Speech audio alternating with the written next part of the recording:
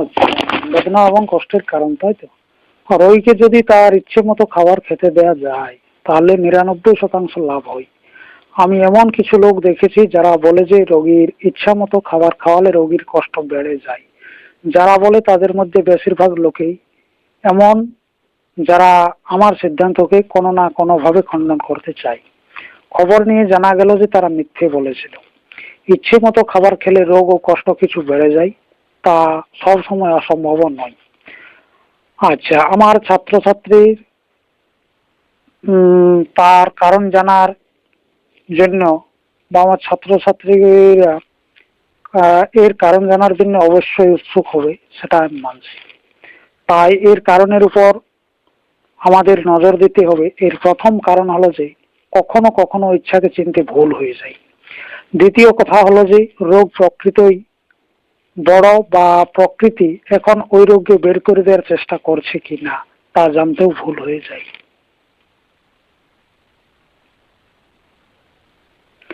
আচ্ছা, তৃতীয় কথা যা খুবই মনে রাখার মতো তা হলো বৈদ্য ডাক্তার ও হাকিমদের নানা রকম চিকিৎসা ও ঔষধ এবং সভ্যতার অনেক নিয়ম মানুষের শরীরের স্বাভাবিকতা ও তার জীবন শক্তিকে নষ্ট করে দেয়। তাই নিজের ইচ্ছে অনুযায়ী খাবার খেলে কখনো কখনো বা কখনো কোনো মানুষের শরীর রোগ বাড়ছে এমন মনে হলে তাতে আশ্চর্যের কিছু নেই। এখানে একটা প্রশ্ন উঠতে পারে যে সভ্যতার নিয়ম কিভাবে হানিকারক। আমার মতে বর্তমান সভ্যতার প্রায় সমস্ত নিয়মই আমাদের শরীরের পক্ষে ক্ষতিকারক। এখনকার কোনো ডাক্তারকে জিজ্ঞেস করলে বা করবেন যে লেপের মধ্যে মুখ ঢেকে শোয়া উচিত কিনা, তাহলে তিনি বলবেন যে না। এর কারণ কি? কথা হলো যে ভিতরের যে শ্বাস বাইরে বেরিয়ে আসে তা অশুদ্ধ। এতে সেরকম জিনিস মেশানো থাকে যা মানুষের জীবনের পক্ষে বিষ। লেপ বা তোষক দিয়ে মুখ ঢেকে নিলে শুদ্ধ বায়ু বাইরে থেকে ভেতরে যেতে পারে না, কিন্তু এই বিষ মেশানো বায়ু বারংবার ভেতরে যেতে থাকে। যেমন আমরা নাক দিয়ে শ্বাস নিই সেরকম ভাবে নয়, কিছু না কিছু শরীরের প্রত্যেক লোমকূপ দিয়েও শ্বাস যাওয়া আসা করে। বর্তমান সভ্যতা অনুসারে এত বেশি কাপড় পরিধান করা হয় যাতে লোমকূপ দিয়ে শরীরের ভেতর শুদ্ধ বায়ু যেতে পারে না। শুধু তাই নয়, কাপড়ের উপর কাপড় বোনা থাকে কিন্তু তা এতই আঁটসাঁট বা শক্ত মোটা যে এতে শুদ্ধ বাতাসের যাওয়া কঠিন হয়। তার উপর তা পরিধান করে শরীরের অঙ্গ স্বতন্ত্রতা পূর্বক এদিক ওদিক ঘোরাঘুরিও করতে পারে না।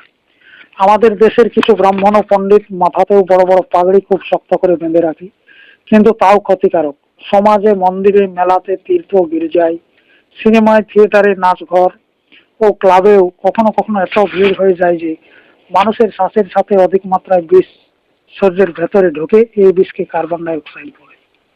বর্তমান সভ্যতা অনুসারে মোটর গাড়িকে সভ্যতার শিখরে বসানো হয়েছে। এও সব সময় শহরে কত ধুলো উড়াচ্ছে তা থেকে কত লোকেই বিরক্ত হচ্ছে তা বলা যাবে না। শহরের লোক যখন বায়ু সেবনের জন্য বাইরে বেরোয় তখন প্রতিনিয়তই কোনো না কোনো গাড়ি পাশ দিয়ে ধুলো উড়িয়ে বেরিয়ে যায়। ফুসফুস শুদ্ধ করার জন্য গিয়ে অশুদ্ধ করে ফিরে আসে। বর্তমান সভ্যতায় ইঞ্জিনের রমরমা ব্যবহার এও বাতাসকে শুদ্ধ ও অশুদ্ধ করে। বর্তমান সভ্যতায় পান, জর্দা, সিগারেট, তামাক, চা, কফি, মদ ও বোতলের পানীয় কতটা হানিকারক তা অনেকেই অনুভব করেছে। বর্তমান সভ্যতা প্রয়োজনীয়তাকে এত বাড়িয়ে দিয়েছে যে মানুষ উপার্জনের পেছনে পাগল হয়ে যাচ্ছে। মন বলে এত পরিশ্রম করো না, আত্মা বলে এত কাজ করো না, প্রকৃতি ও জীবন শক্তি বারবার আরাম করার জন্য বলে, কিন্তু ধনের লোভ মানুষকে বলদ করে রেখেছে। জ্বর শোনা বা রূপোর পিছনে নিজের অমূল্য দুর্লভ চেতন জীবনকে কঠোর পরিশ্রম করে তাকে পিছিয়ে ফেলাটা বুদ্ধিমানের কাজ নয়, তা হলো মূর্খতা। মানুষের জীবন কত মূল্যবান, কত মহত্বের তা আমি এর আগে বলেছি।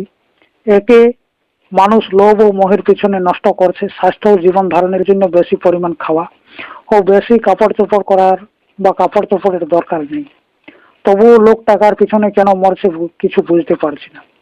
এক স্বতন্ত্র ষাঁড় ভালো খাবার ও ভালো ও কাপড় চোপড় ছাড়াই মোটা হৃষ্টপুষ্ট থাকে।